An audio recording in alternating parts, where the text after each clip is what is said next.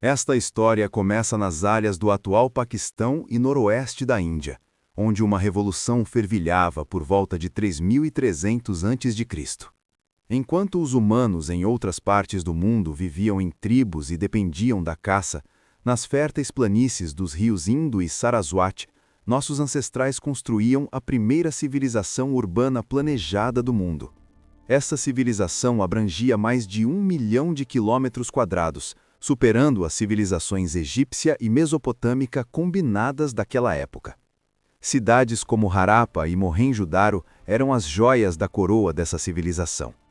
Mas o que tornava essas cidades especiais era seu planejamento. Se você sobrevoasse a região com um drone naquela época, veria um gigantesco tabuleiro de xadrez no subsolo. Isso é chamado de sistema de grade. As ruas não eram em zigue-zague, mas se cruzavam em ângulos retos, de 90 graus. As principais vias corriam de norte a sul, de modo que quando o vento soprava, toda a cidade era automaticamente limpa. Era uma obra de engenharia que ainda impressiona arquitetos do mundo todo. Os engenheiros de Harappa podem ser considerados verdadeiros mestres da construção em tijolo.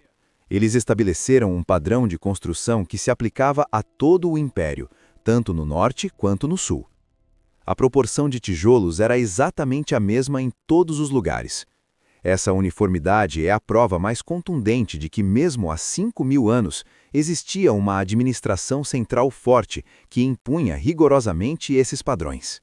O design das casas também era notável. Para evitar o barulho e a poeira da rua principal, as portas davam para vielas nos fundos, em vez da rua principal. Quase todas as casas tinham um pátio, uma cozinha e, o mais surpreendente, um banheiro privativo. As paredes eram tão grossas que o interior permanecia fresco mesmo no verão. Essa compreensão da arquitetura demonstra que eles valorizavam tanto o conforto quanto a ciência. Em meio às ruínas de Mohenjo-Daro, existe uma estrutura que ainda nos impressiona: o Grande Banho. Ele tem aproximadamente 12 metros de comprimento e 7 metros de largura. Era um reservatório de água com 30 metros de diâmetro. Sua engenharia é incomparável. A argamassa de gesso era usada para assentar os tijolos e evitar infiltrações de água, e uma espessa camada de betume, ou alcatrão natural, era aplicada por cima. Este é o exemplo mais antigo de impermeabilização do mundo. Historiadores acreditam que era usada para rituais sociais ou religiosos. Mas a história da água não se limitava a isso. A cidade de Dholavira, em Gujarat, se destacava na conservação da água. Localizada no meio do deserto, os engenheiros da cidade construíram enormes reservatórios e barragens para coletar água da chuva. Eles escavaram canais nas rochas que levavam a água do rio até os grandes tanques da cidade. O sistema de gestão de água de Dholavira ainda é um estudo de caso para os engenheiros hidráulicos modernos. A espinha dorsal da economia harapiana era o comércio, e Lothal era o centro desse comércio. Localizada na costa de Gujarat, Lothal abriga o porto artificial mais antigo do mundo. Ele possuía uma enorme bacia de tijolos, onde os navios que chegavam pelo mar ancoravam.